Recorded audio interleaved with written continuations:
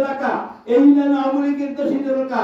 আগামী দিনে এই নির্বাচনে যেটা আসবে, ধানের শীষের প্রার্থী যেই মনোনয়ন পাবেন, সে আমি হয়, জাহাঙ্গার হয়, মেট্রোর মধ্যে হয়, হেলেন জেরিন হয়, বা একজন হয়, যেই আসবে তার পক্ষে আপনারা কাজ করবেন। আপনারা কারো ব্যক্তির পূজা করবেন না, আপনারা ধানের শীষের পক্ষে কাজ করবেন। আমি আপনাদের কাছে অঙ্গীকার দিচ্ছি যে আমি মনোনয়ন চাবো, যদি না পায়, যে পাবে ধানের শীষ, আমি আমার সর্বশক্তি দিয়ে আমি তার পক্ষে কাজ করবো আপনাদের কাছে। ইনশাআল্লাহ। আর আজকে এইটা কথা বলতে চাই, এইখানে অনেক লোক এখনো ভাবেন আওয়ামী লীগ আইয়া করতেছে ক্ষমতায়, শেখ হাসিনা কালকেই আসবে, এইটা ভুলে যান।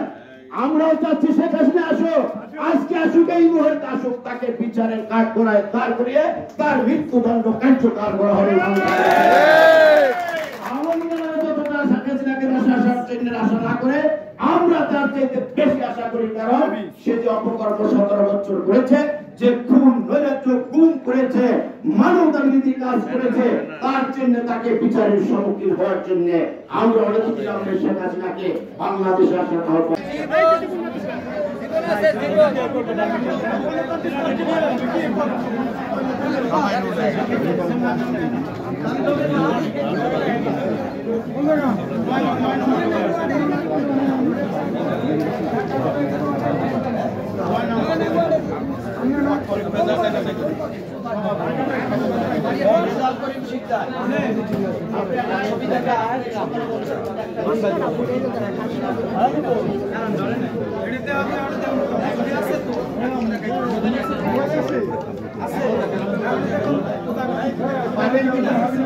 পারবেন না